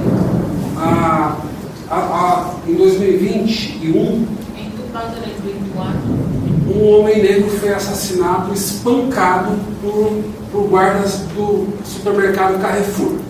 so in 2021 there was a black young man that was beaten to death by the security at a supermarket Tem Carrefour aqui. in Carrefour. Do you have Carrefour here? It's a market brand, it's a French brand like Walmart. It's French. Oh, okay. Carrefour. Yeah. Okay. It's a big brand there in Brazil. E foi logo depois do assassinato de George Floyd. And this was after the assassination of Floyd. Então, foi levante muito grande no Brasil. So this was a huge movement in Brazil, an awakening in Brazil. E nós organizamos protestos nos supermercados, inclusive na sede do Carrefour na França. So we raised some protests in front of the supermarket, which also reached France, the Com- headquarters in com France. ativistas negros brasileiros que moram em Paris. And this was done through activists, black activists that live in Paris. Foi a maior queda de valor da bolsa que essa multinacional teve na história dela. Yeah, this was the worst financial period for this multinational. Porque repercutiu muito. Because this really made an impact. Que coisas práticas podemos fazer para dar para demonstrar isso para o nosso povo, de que a gente está junto? Negros do Brasil, com África do Sul, com Colômbia, com os Estados Unidos, ocupar as embaixadas, ocupar os Itamaratis, meu nome os Ministérios de Relações Exteriores no mesmo dia, no mesmo horário, com uma carta comum aos países. Pensar coisas que demonstrem uma unidade. Se vocês acham que coisas assim são possíveis? So, given that example now, I'm thinking, what can we do? What can be done to show solidarity and a solid front in terms of a huge movement as this? Like we come together from Colombia, Brazil, South Africa, United States, wherever you are, we create this huge movement where I'm here in South Africa, I'm doing the protests, you are there, the next person is there. If we have to send letters, we do it simultaneously at once. What can be done? Do you all think it's possible that we can create such movement? Great. That's a great question. And add to that question and come to you, Sarah. I know this wasn't a question for you, it was for the panel. In light of the G20 that South Africa is going to be presiding over, is there a moment where racial and gender justice, including this backlash, and just for the record, I'm very glad nobody wrote me because I hold myself. I'm wondering if this is such a racial capital agenda, whether there is an opportunity, to the point that Douglas is making, to use this moment of the G20 and COP, by the way, that is going to be in Brazil, to raise these very important issues of racial justice. Because you can't exclude racial justice from issues of land, you can't exclude gender justice from issues of land, from issues of the economy. So how might we even use this moment, both COP and G20? It's probably a passion that is to all of you, but because you are involved in the G20 process, with the C20, how do you, and you were involved in Brazil, how do you think these moments help us to unite, in addition to any thoughts that any one of you might have to answer Douglas's question? Thank you for the question, Leo.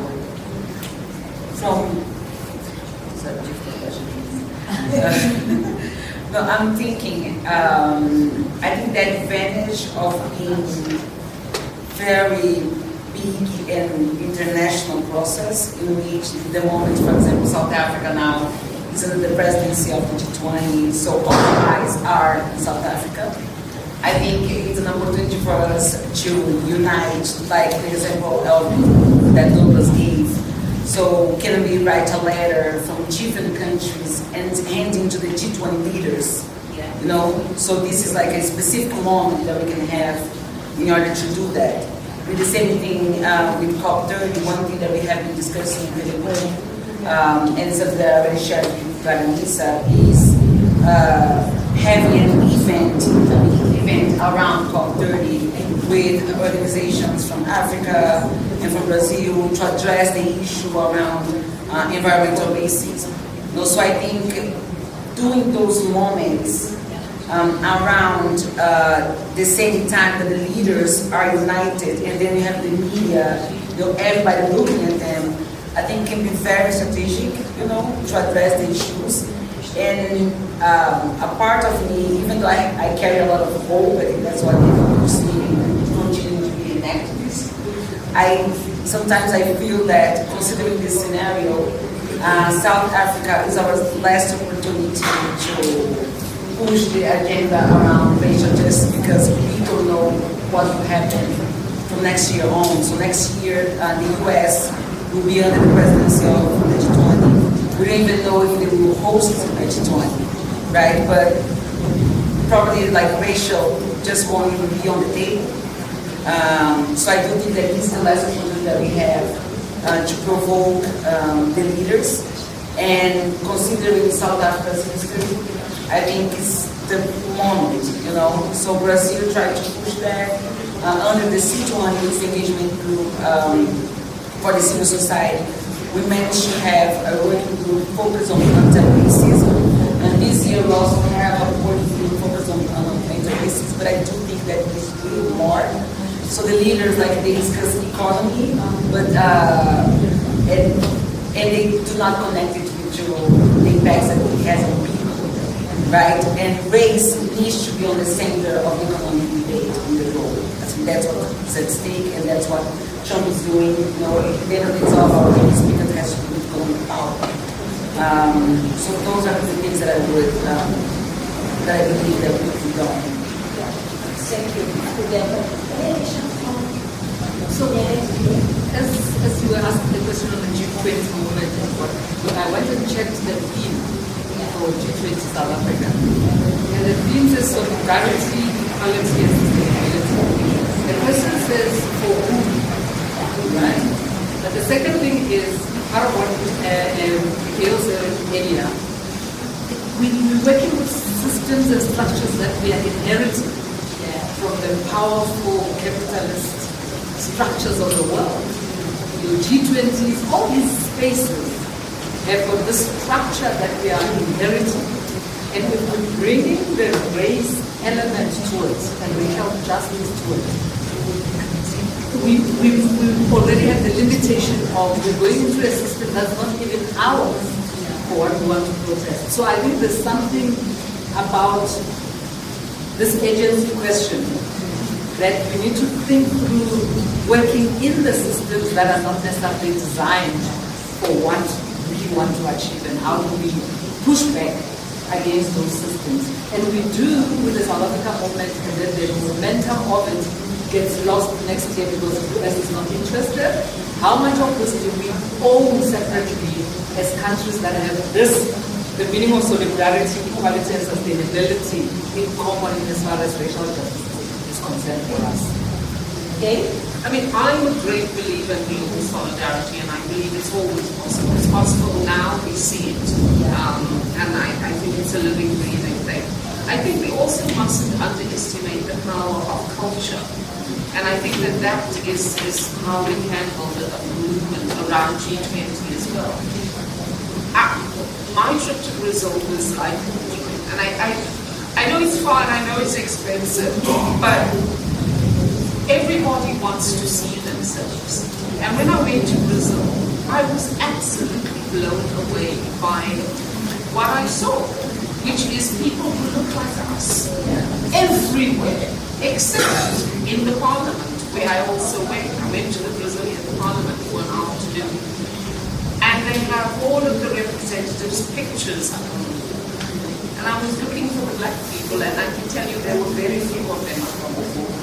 But as I was in the parliament, a group of, I think, Quilombolas were making a presentation. These are black Brazilians, a particular group of Brazilians, and they dress in a very, very particular way. They all just happened to be there at the same time. It was, I felt my skin moving. And, you know, my point really is how do we build solidarity? How can we use the G20? I think there's room for us to build these dialogues. But I also think we should think about music and culture and art, because those things transcend language and they speak directly to the heart. And it's a way for us to begin to get South Africans to understand Brazil in a different way. Average South Africans think Brazil is a white country. South Africans have absolutely no clue that it is a white country. When I was in Brazil, we were walking around this incredible city. At rush hour, you start to see the black people. Staying on for longer than the time that was allotted. panelists. Let's give our panelists.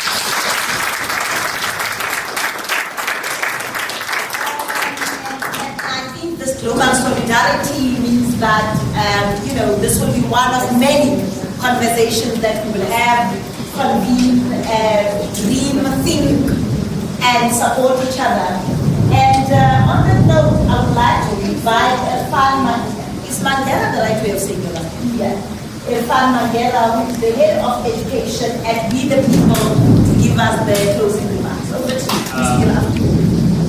It's very difficult to go after such powerful remarks and contributions. And standing here before you as a young man in South Africa, let me start by saying the name is Irfan Mangera, of the Mangeras of 14th Street Fitas, of a family who were forcibly removed from one place, go and live in another place under the segregation laws of apartheid.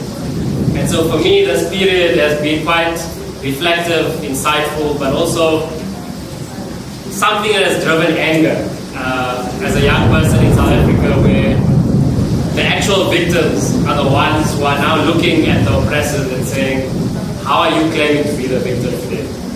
And it's very painful to have that.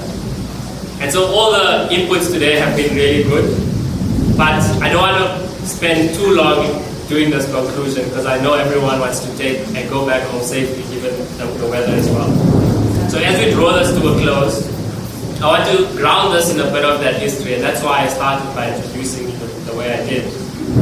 Our own journey of colonialism and apartheid to the hard-fought freedoms we got today, where we have this constitution, a constitution born out of struggle, born out of consolidation, compromise, but also people engagement. Because democracy, like was mentioned earlier, is not going to be harnessed and supported and defended if only the elites have access to the institution that's meant to govern us. Resistance, as we speak today, of people like Winnie Mandela, some of you are in the atrium earlier to eat. She led the way of resistance, where black women were not allowed to walk across that atrium when they were locked up in this jail that governed us for so long. So the flu that the USA currently has infected many countries, and unfortunately South Africa is on the bitter end of this as well. We too have faced the cold brunt, and Trumpism has raised hard truths. And so I agree that what's happening now is a good thing for us to start consolidating and saying this thing that people, progressives have of a better world and a dignified world for those who've been oppressed has to force us to still talk more to each other, to work more together, and to ground ourselves in a set of values and principles. Because in a time like this where things are so turbulent, it's grounding in values and principles that give us a sense of rootedness. Each victory that we have over the years won has been a beautiful one that has been celebrated. The Constitution being one of those. Has it materialized into giving us what we want, where the black majority has access to economic power? No. But what it means is that the power, we have the tools available to start doing it, to forcing the system to change and demanding that change comes with it. And the blueprints have been there. In South Africa's example of the UDF, where women's groups, youth groups, we had groups that were involved in sports, every single sector of society coming together on a progressive agenda and saying we have to work together. That's an example and a blueprint. Today we're not seeing as much of that happen, even though the advancements of technology make it possible. And so we need to use those to our advantage. I want to speak about 7 core ideals that at least us as real people believe in when it comes to why part of solving these issues is investing in constitutional education and empowering a youth base of people with the tools they need to fight this. Now, why is it necessary? It allows for strengthening democratic resilience, number one. A well-informed youth population sustains democracy, and in its true form, not in a form where just the elites govern, where young people are actively engaging, they know the laws that are available to them, and they use it to challenge government when they do things untoward. And those are mentioned where we have police brutality, issues of service delivery, things that are bread and butter for many of us. If you are informed, you're able to fight against those things. Number 2, countering misinformation and political manipulation. In an era where every single one of us, even here today, are being influenced by the algorithms that we're reading and we're watching, we need to become aware and give young people the tools they need to be able to guard against this. So constitutional education gives us and equips us on that kind of critical understanding on what is propaganda and what is truth, what is fact and what is fiction. Number 3, fostering active citizenship and advocacy. When young people understand their rights, they're more likely to engage in activism. They're more likely to engage in voting, in policy work. And it's good to have the Brazilians here who showcased in the last electoral cycle that there's willingness from civil society of getting young people engaged to fight against the likes of Bolsonaro and others. And so giving you those tools help you fight against and create a new base. Unfortunately, in South Africa, we also see where the youth base is not as active in the political makeup of the country. And we have to start changing that. Number 4, protecting minority and marginalized groups. It was spoken about earlier, queer groups, people with disabilities. In all our societies, there are vulnerable groups who are at the raw end of this, already raw end of the stick.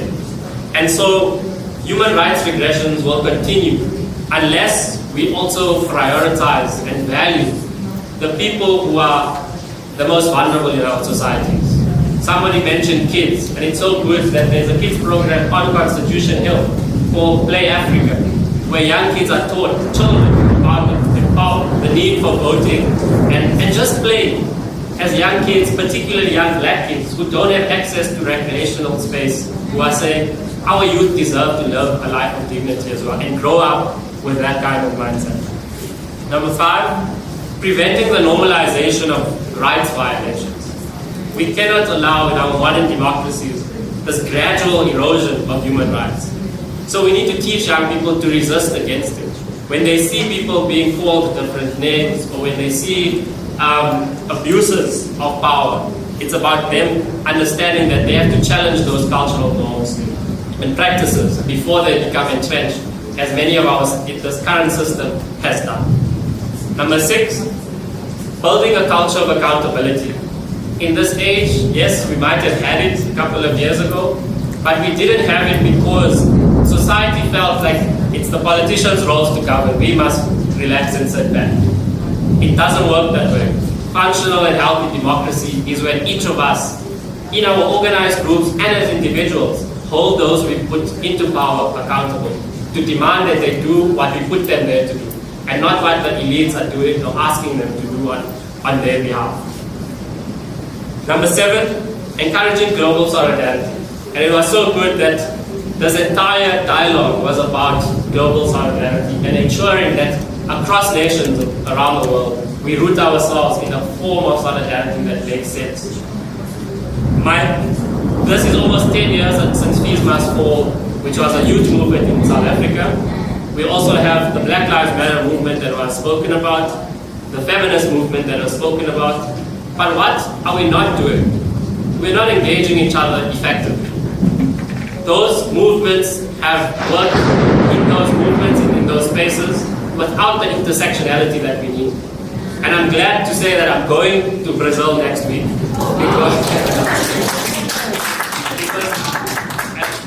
and literally on a climate justice mission program, because I think there's a need for us to start drawing the dots, connecting the dots, if you will.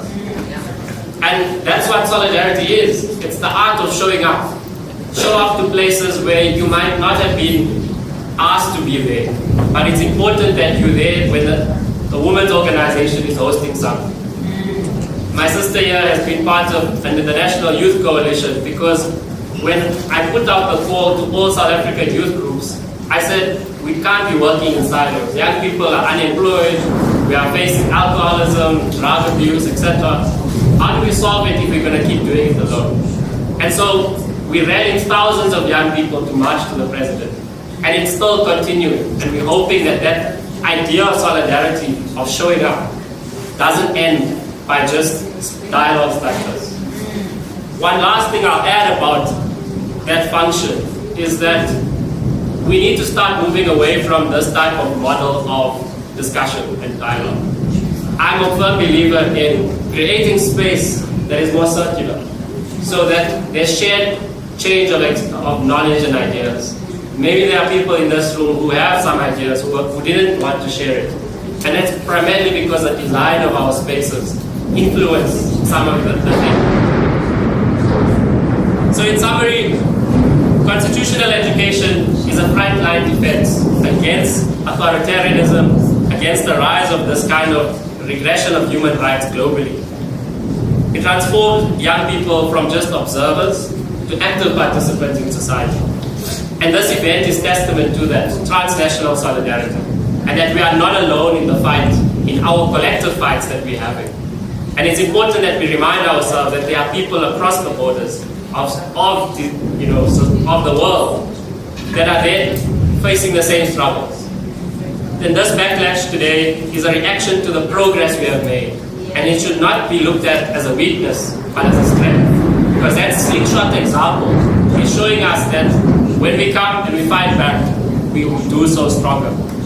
And where do we go from here? We continue to build, we strategize, we refuse to be silent, we organize, and we organize, and we organize some more. And as we leave this space, carry forward the energy, the insights, and the connections we've made, and let us root ourselves in the resistance of our shared histories, knowing that those who came before us knew that we should not give up, and that their fight was not a fight till now. It was a fight, a continuous struggle until we achieve a new world of dignity, of equality, and solidarity. Just like Mama Winnie refused to crawl the floor, we must stand up tall and be ready to sacrifice for future generations. So thank you to each of the organizations here today, for the hosts, our partners abroad who have spoken and those who haven't spoken.